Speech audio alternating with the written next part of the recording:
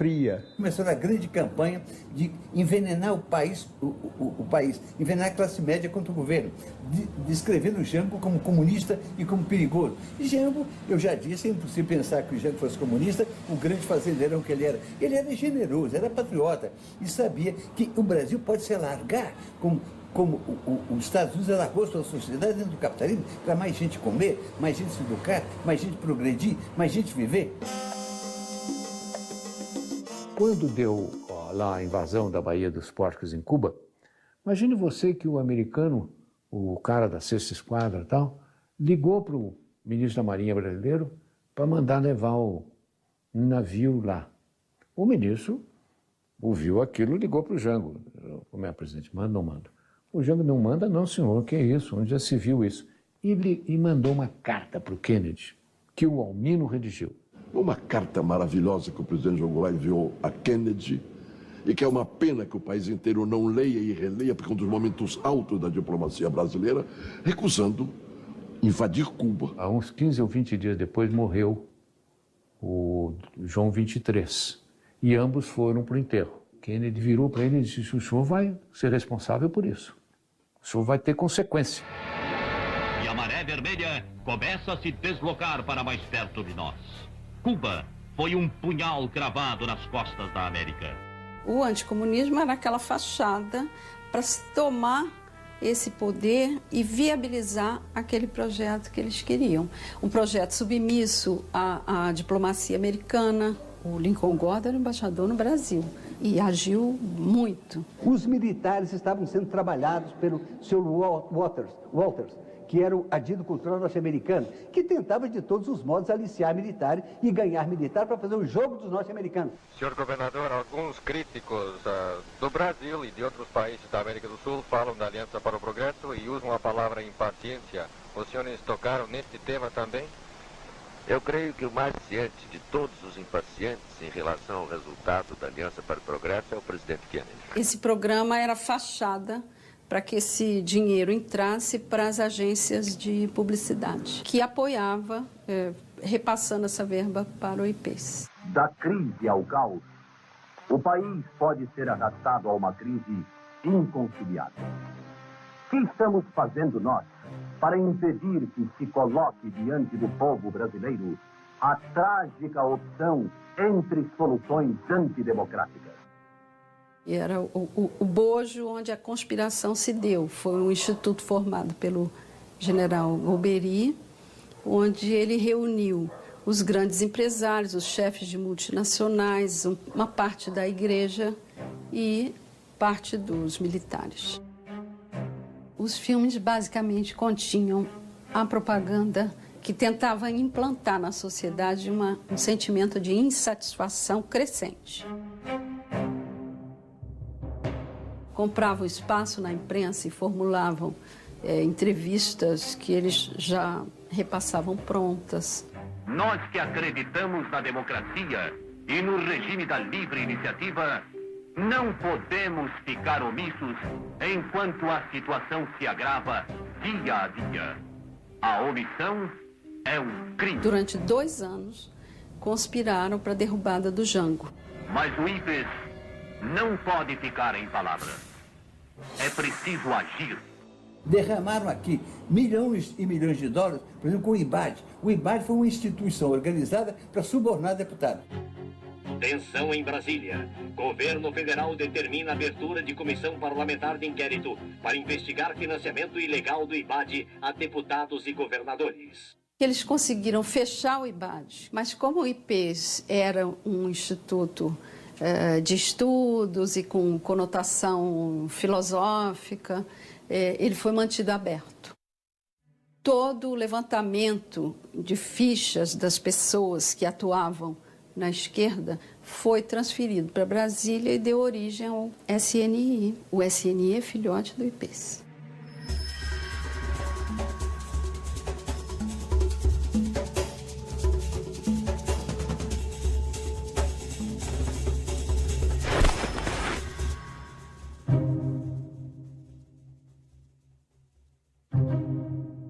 The American nation cannot, must not, and will not permit the establishment of another communist government in the Western Hemisphere. Num quadro assim é que o presidente João Goulart cria a ideia de uma frente popular, parlamentares de todos os partidos, quantos queiram, que se comprometam com determinado programa a ser elaborado em conjunto, com algumas cláusulas apenas inarredáveis. Por exemplo, de que a reforma agrária nós defenderemos até a última instância. O deputado Leonel Brizola sustentava que o projeto da Frente Ampla era uma capitulação. E, ao mesmo tempo, a liderança do Partido Comunista, Luiz Carlos Prestes, rompe também e declara que não poderia aceitar participar de uma frente tendo aliança com o PSD, que era um partido conservador. Esses dois bloqueios nos colocaram realmente na impossibilidade de prosseguir. E com muito pesar, foi lá o Santiago Dantas ao presidente João Goulart transmitir que já não dava.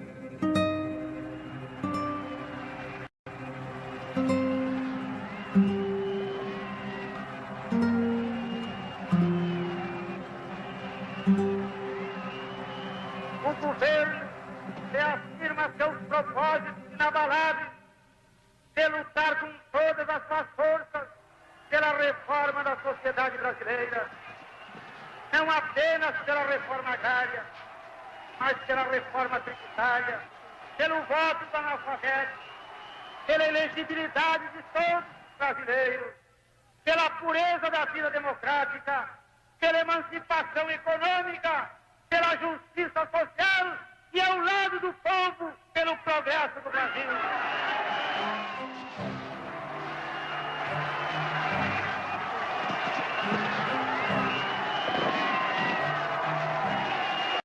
Sobre a participação das esquerdas durante o governo e no momento crucial do golpe, que na visão de alguns historiadores as esquerdas teriam condição de se unir para resistir.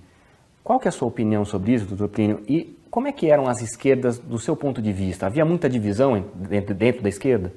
Muita divisão e, sobretudo, muita irresponsabilidade. Uma vez o Samuel Weiner, que era jornalista e era meio confidente do Jango, me chamou para jantar na casa dele e disse: olha, eu estou chamando você aqui porque o presidente pediu para eu falar com você. Ele disse: vai lá e fale com o Plínio Sampaio, que ele é o único daquele grupo ali que não é termocéfalo, é o único que não tem a cabeça quente. Para dizer o seguinte, que tem que moderar os ataques e as provocações, porque eu não tenho condição de aguentar. Com isso, eles atraem uma oposição que eu não tenho condição. Se vier para cima de mim, eu caio. Então, diga a eles o seguinte, que eu estive hoje, pela manhã, com um embaixador soviético. E disse ao embaixador soviético que eu via a situação muito difícil. E que talvez eu fosse obrigado a tomar alguma atitude menos institucional. Não propriamente um golpe, mas tomar algumas medidas que não estariam respaldadas por lei. Ele não disse que ia dar golpe, ele disse que ia tomar medidas, mas terminaria num golpe, né? Aí o embaixador disse a ele o seguinte: olha, Cuba custa 8 milhões de dólares por dia ao governo soviético. Cuba tem 8 milhões de habitantes. O Brasil custaria 80 milhões de habitantes, de dólares, porque tem 80 milhões de habitantes. Para Cuba nós temos condição, para o Brasil nós não teríamos condição. De modo que eu queria dizer ao senhor, nem pense em golpe, porque nós não temos a menor condição de ajudar. E de fato, você sabe que o primeiro país que reconheceu, antes dos Estados Unidos, o governo militar foram os soviéticos. Antes do governo americano? Antes, foi o primeiro. Primeiro. É impressionante. Tá, de 64, né? O Prestes, segundo o seu relato, é o mais confiável possível. Obrigada. Ele era muito crítico ao espírito conciliador do Jango, não é?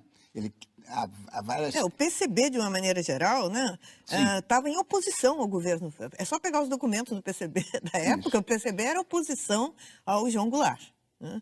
E, a partir do final de 62, né, eu relato isso aí no livro também, quando se realiza uma conferência nacional do PCB, e a orientação principal aprovada nessa conferência é o combate à conciliação do Jango. Quer dizer, exigir do Jango que superasse a conciliação com setores mais à direita, né, estabelecesse um ministério, um governo, né, nacionalista e democrático para poder realizar as reformas, que aí entrava a reforma agrária, a reforma urbana, aquele conjunto de reformas. Ora, o Prestes, inclusive, vai ser contra isso, vai considerar errado, que era um desvio esquerdista do PCB, porque não havia condições para isso, não havia, eu procuro mostrar bastante isso no livro, né? Quer dizer, não havia uma organização popular capaz de dar respaldo a um avanço maior do Jango. Quer dizer, o Jango, na minha opinião, até que avançou bastante. Há que levar em conta que o Jango não era nem revolucionário, nem comunista, era um representante da burguesia, de setores progressistas. E procurou realmente pôr em prática, né, as reformas. Mas a resistência era muito grande. No Congresso Nacional, majoritariamente, era contra as reformas. E o Jango não tinha condições, pelo visto, de convocar, de, enfim, estabelecer um ministério mais avançado do que aquele. E nós, comunistas, eu já participava na época, era estudante, estava aí no movimento estudantil, né? Nós combatíamos o Jango pela, né, conciliação com aqueles elementos. Era o Falcão, o ministro da Justiça, e tinha, enfim, uns ministros muito reacionários. Todo o nosso objetivo era fazer que o Jango avançasse mais. Sem perceber, né, isso nós temos que fazer autocrítica, e o Prestes fazia autocrítica, nós não percebíamos que não havia organização popular para dar sustentação ao Jango para ele avançar. Resultado, o Jango foi combatido pela direita de forma violenta, porque ele estava tomando medidas, e uma das medidas importantes foi, em janeiro de 1964, ele assina a lei que limita a remessa de lucro das empresas multinacionais, enfim, do imperialismo. Isso foi um escândalo, né? O embaixador americano, aquele famoso Lincoln Gordon, né, ficou desesperado aqui. Hoje em dia existe já várias pesquisas, foram abertos, né, os arquivos lá dos Estados Unidos, do Departamento de Estado, mostram como os americanos ficaram irritados, né, governo americano, e como aí se acelerou a preparação do golpe. Quer dizer, a direita preparou o golpe para derrubar o Jango. E a esquerda, né, estava exigindo do Jango mais radicalização. Não havia condições para isso. Então, eu acho que o Jango realmente aí não teve tanta culpa assim. A legitimidade absoluta da vontade do povo em querer elegê-lo. João Goulart foi eleito vice-presidente ao lado de Juscelino Kubitschek. João Goulart teve 500 mil de votos mais do que Juscelino Kubitschek. Posteriormente, quando ele foi candidato a vice-presidente com o lote, ele teve muito mais do que 1 milhão de votos acima do candidato a vice-presidente do Jânio Quadros. Praticamente foi uma campanha educativa, quer dizer, a Constituição permite que eu vote num para presidente e no outro para vice-presidente. Uma jogada de marketing fantástica, o Jânio Quadros super popular, o Jango, quer dizer, pelo passado de apoio a sindicatos e a luta pelo trabalhador, como eles chamavam, se ajustou ali como uma luva e deu certo. Houve declaração dos ministros dizendo não se dá posse ao presidente da República, se ele vier será preso. O desrespeito à dignidade da nação brasileira. Uma declaração dessa natureza. O Brizola montou uma rádio nos porões do Palácio e através do rádio, que era o único veículo a que o povo tinha acesso, ele mobilizou a opinião do Rio Grande do Sul. Há uma tal expectativa de que dali pudesse surgir um movimento abrangente no país que alarmou, obviamente, os militares que tinham tido a audácia de vetar a posse de João Goulart, não é? E chegam ao extremo de determinar a base aérea de Canoas, no Rio Grande do Sul, para bombardear o Palácio Piratini. Teria sido uma tragédia única na nossa história. Que impede isso? Os sargentos. Foram os sargentos da base de Canoas que furam os pneus dos aviões, que retiram as peças-chave que o avião necessitava para poder sobrevoar. E os aviões não puderam decolar. Pessoas que eram radicalmente contra o Jango, todo mundo se aliou e essa mobilização e a incorporação de todo o Rio Grande do Sul ao movimento fez com que os militares pensassem duas vezes, né? E abriu o caminho para a volta do Jango. Vem a possibilidade introduzida pelo Congresso de uma solução que é uma solução de parlamentarismo. Ali houve um acordo político entre o Jango, o Tancredo e o Aurmar Andrade falando em nome de um grupo muito forte na Câmara, que o parlamentarismo seria temporário e que depois se encontraria a melhor maneira de restabelecer o presidencialismo. Ele seria presidente de uma nação parlamentarista. O João Goulart tem a audácia de admitir isto. Através de uma complacência do presidente João Goulart, que eu hoje respeito, na época eu me opus, aceitando o parlamentarismo para evitar a guerra civil que era inevitável com o levante do Rio Grande do Sul, ele, ao vir de Porto Alegre para tomar posse, os oficiais da aeronáutica em Brasília montam um esquema para derrubar o avião, para impedir que o presidente João Goulart, em pleno voo, chegasse a Brasília, porque eles bombardeariam o avião. Chamou-se Operação Mosquito. São duas versões que explicam por que a operação não se deu. Eu tenho uma que resulta do meu contato direto com os sargentos da época. Nós aprendemos a lição de Canoas. Nós faremos o mesmo. Os aviões não vão sobrevoar. Bom, eu mandei comunicar ao presidente Mazzilli, que era o presidente em exercício na época, o que eu tinha acabado de ouvir. E, para meu espanto, o presidente Mazzilli reconhece que, de fato, estava em marcha esta operação. O que eu quero dizer é que os sargentos, outra vez, já então em Brasília, assumem um papel que vai muito além da sua condição de sargento. É o cidadão defendendo a ordem democrática, é o cidadão defendendo a vida do presidente da República.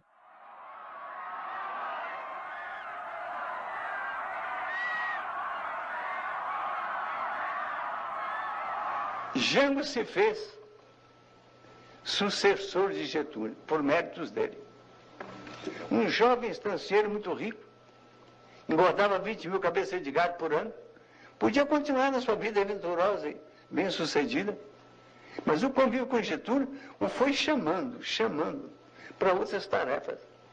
Uma tarefa que era o Brasil, que era o trabalhismo, que eram os trabalhadores. E é um homem que, como Getúlio, marca para sua carreira política marcado por essas duas dimensões, o amor do povo e o ódio das classes dirigentes. Ele era muito simpático, as pessoas que não gostavam dele, depois de uma entrevista, saíam geralmente encantadas. De quem pedia entrevista, que ele tinha algum interesse político, ele concordava logo, que ele sabia que era uma arma poderosa, o charme dele, era muito charmoso, danado. O Jango era um sujeito muito bom também, bom de sentimentos, ele gostava de ajudar as pessoas e, enfim, um cara legal. Jangar é muito mais do que votar, eu vou jangar, é Jango, é o Jango Goulart. Pra vice-presidente a nossa gente vai jangar, é Jango, nosso Jango Goulart. Uma última pergunta, doutor Pinho. Qual foi a marca do governo João Goulart? A marca do governo João Goulart foi a preocupação com a pobreza. A preocupação com o pessoal pobre. O Jango era preocupado com isso. O Jango era um homem muito simples. Eu convivi com ele. Tem uma pessoa simpática, uma pessoa muito de bem com a vida, um homem... Ele era um homem, por exemplo, que uma das coisas que me contaram, que ele, quando acabava de jantar e tal, ele descia no porão, onde ele ficava a guarda pessoal dele, que ele trouxe do Rio Grande do Sul. E ficava tomando chimarrão e conversando com ele. Vamos em pé. De modo que foi realmente... foi uma perda grande para o Brasil.